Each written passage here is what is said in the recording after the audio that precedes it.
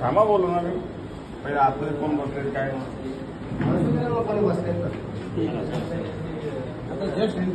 कोण बसले तर बसू दे ना.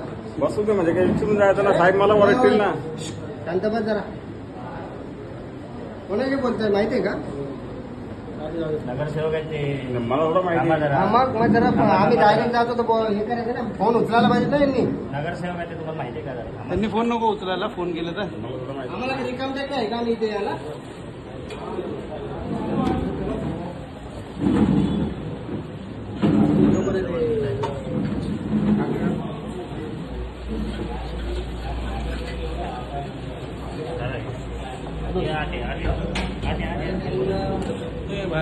त्यांना काही गोष्टी ऐकायला येत नाहीत.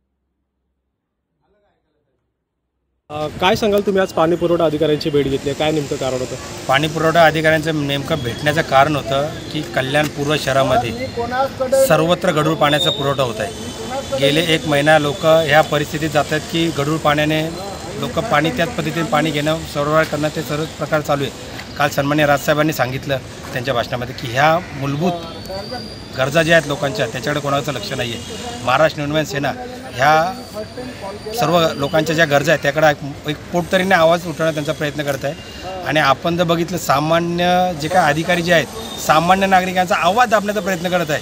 कशा पद्धतीत तर त्यांचे फोन न उचलणे, नंबर ब्लॉक करणे, या अशा पद्धतीत जर हे असे अधिकारी जर बसत असतील तर आज आम्ही एक वेगळ्या आंदोलन प्रकारे त्यांच्याकडे हे केलं.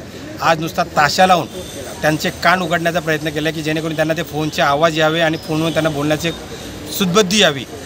जर ह्या पद्धतीमध्ये जर तरीसुद्धा त्यांना जाग येत नसेल तर मी मुख्यालयामध्ये याच्यापेक्षा मोठा अख्खा सेट लावून आयुक्त मॅडमसमोर त्यांना जागा करण्याचा प्रयत्न करेल. कार्यकारी अभियंता घोडेसाहेब इतके चांगले व्यक्तिमत्व आहे की ते कल्याण पूर्वेतून त्यांनी काम केलेलं आणि कल्याण पूर्वचे नागरिक त्यांना फोन करतात तर त्यांचा फोन करून तात्काळ फोन करतात आणि त्यांना खालच्या अधिकाऱ्यांना ते कामाला लावतात. पण इथले जे काय अधिकारी जे आहेत जे पाणी पुरवठ्याचे ते कुठल्याही प्रकारच्या अधिकार लोकांना न्याय देत नाही आहे आणि त्यांचा आवाज दाबण्याचे, त्यांचे फोन न उचलणे, नंबर ब्लॉक करणे असे सगळे घाणेरडे प्रकार करत आहे. हे प्रकार कुठेतरी थांबाय पाहिजे. ह्यामुळे ह्याच प्रकारचं आम्ही अशा पद्धतीने हे केलेलं आहे. सन्मान्य सगळ्यांना सांगणं आहे, सर्व नागरिकांना सांगणं आहे, कळकळीची विनंती आहे, महाराष्ट्र नवनिर्माण सेना ही लोकांच्या हितासाठी पोटतरीने त्यांचा आवाज उचलण्याचा प्रयत्न करत आहे. येणाऱ्या काळात महाराष्ट्र नवनिर्माण सेनेला नक्कीच संधी द्यावी. धन्यवाद. जय हिंद, जय महाराष्ट्र. कोणार्क, अपना शहर, अपनी बातें.